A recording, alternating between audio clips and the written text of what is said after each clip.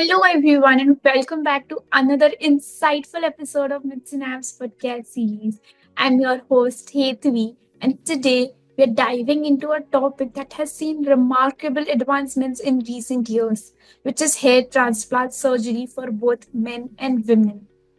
From the latest approaches in addressing hair loss patterns to the evolving success rates and expectations, hair restorations has become a precise and sophisticated field. And to guide us through this fascinating area, we are honored to have with us Dr. Waqar Maqsood. Dr. Maqsood is a seasoned hair transplant surgeon who has been practicing in Dubai for over a decade.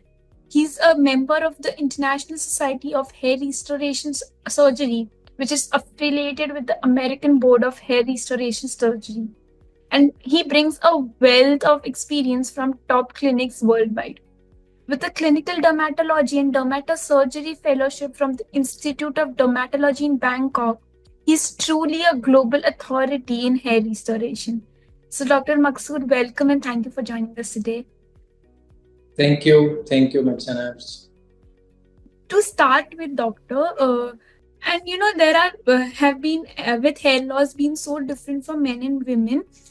Could you give us an overview about the types and patterns of hair loss in both men and women, and how do these impact the approach to determining hair transplant eligibility and potential successes? Yes, in our practice, when we do the hair transplant surgery clinic, we have all the patients of the hair loss patients. And first of all, the triage in the GP clinic, we categorize such type of the patients like either they are the scarring alopecias or non-scarring alopecias. That's why we say that every clinic who is doing hair transplant or have hair transplant services should have one doctor who has dermatology experience who can see the diseases of the hair. So by the trichoscopic examination, we see that either this is a scarring or non-scarring alopecia. Then in the non-scarring alopecia, there are many categories like androgenic alopecia is the most common in the men. In the female pattern of the hair loss is very common. Like you see in the men, these temples are going, the crown is going. That is androgenic alopecia. So that is very suitable for the treatment of by the hair transplant. But like the other types of the hair losses like alopecia areata, that is commonly known as vulture, or that is not suitable for hair transplant. Similarly, the scarring alopecias that has a long list of the diagnoses like folliculitis declavans, DLE, and many other cases that we do not consider it for the hair transplant. So in the woman, most of the time the nutritional deficiency, especially the iron, zinc, and vitamin D and thyroid, these four things are very important when we see the woman, and then the female profile of the hormones. So by considering all of these things, after then we can say that this patient is suitable for hair transplant or not suitable for hair transplant. That was really insightful because there's especially with those different eligibility factors that comes into play. Now, given the variations, do you find that women generally have a harder time achieving the results they want, or is it more about aligning their expectations with the reality of the hair type? Because if when you mentioned about the hormonal fluctuations in women, so Yes, actually, we have in our this hair transplant clinic, we do around 70 to 80% are the men because we are doing every day like three, four hair transplants. Similarly, like 30% are women, but in the women, the dissatisfaction level is a little bit high, especially because when in the men you see all the area bald, and in the women the number of the grafts per square centimeter have to be measured properly. Then they have to be made in a proper shape. So in the woman, the hair transplant, before going for the hair transplant, we need to exclude very critically about the thyroid, about the telogen effluvium, about the nutritional deficiencies. And if we plan the hair transplant in women to reach the reality we need to be very careful as a hair transplant surgeons that how much, like in the frontal area, we need to make 100 graft per centimeter square. That needs a artistic sense and also the surgical hand that can make 100 sites per centimeter square, then the graft size. So to reach the reality, but we reach up to the expectations of the patients most of the times. That's why it is becoming every day more popular in all over the world. And now South Asia, and I visited all of these clinics in Turkey, Korea, Pakistan, and last time our ISHRS conference in India. So eyebrow transplant is the lovable procedure for women, because the full eyebrows give a look to a woman that she looks more intelligent, more lovable. So these hair transplant procedures are very, are now acceptable in the woman also. Yes, that sounds very interesting to me and intriguing as well, because when you mentioned that you have to do for so many graphs together, so yes, it is very difficult at the same time, very intriguing.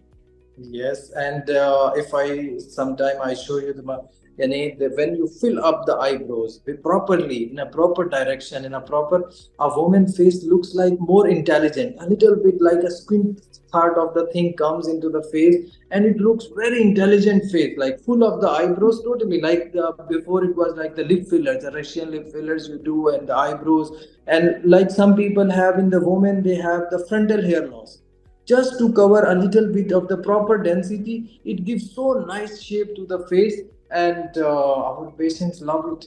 So now, on the subject of treatment, are there any new or off-label medications that have shown promise in treating androgenetic alopecia, or how do these compare to established therapies? This is the very essential component in the men. Many people do not know, even doctors do not know, because it is the specialty. After you doing in the dermatology, only the dermatologist can properly guide about the hair.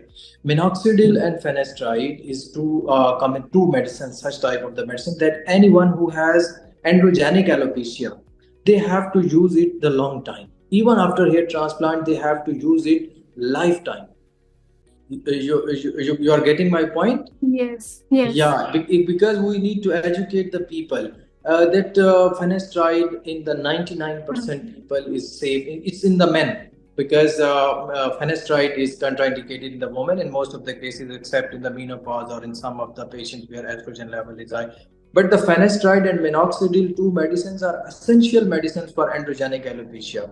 And the other medicines that are coming into the field, these are two established medicines, but the other PRP we are doing for stem cells also. Now exosomes are coming, but it's still under the trial and process.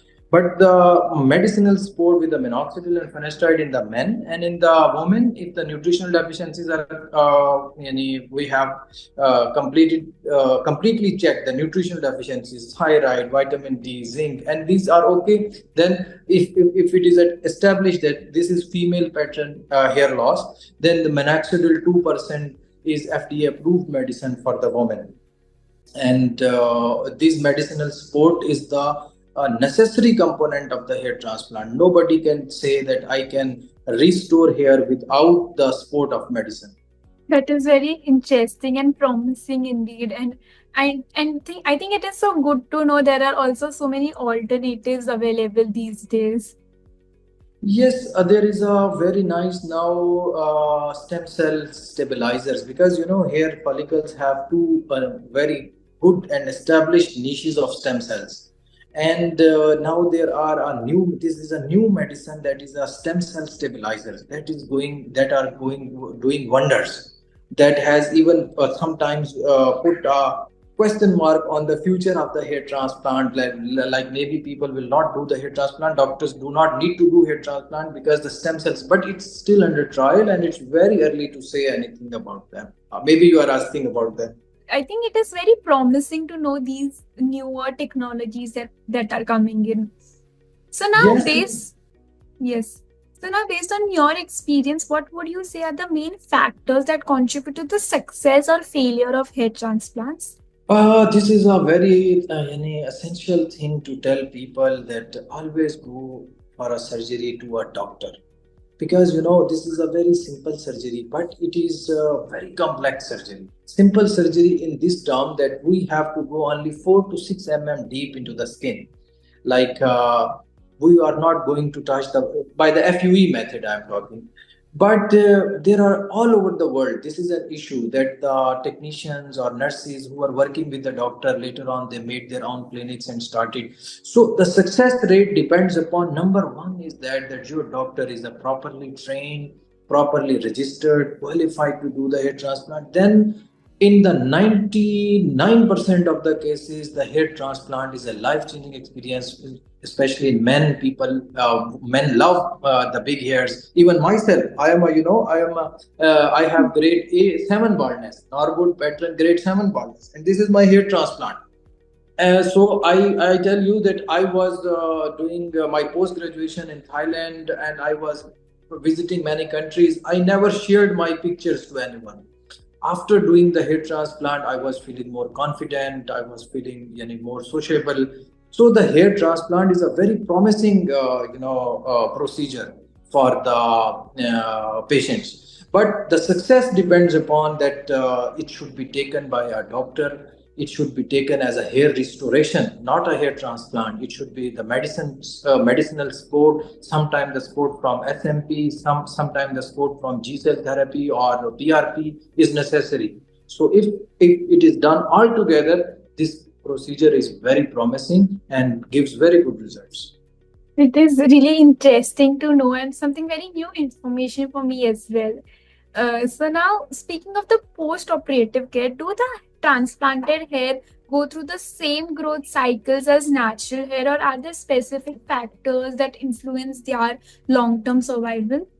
Yes, actually, the hair transplant is based upon this concept that in the donor area, because we take the hairs from this area, or we take the hairs from the beard area, or we take the hairs from the chest area.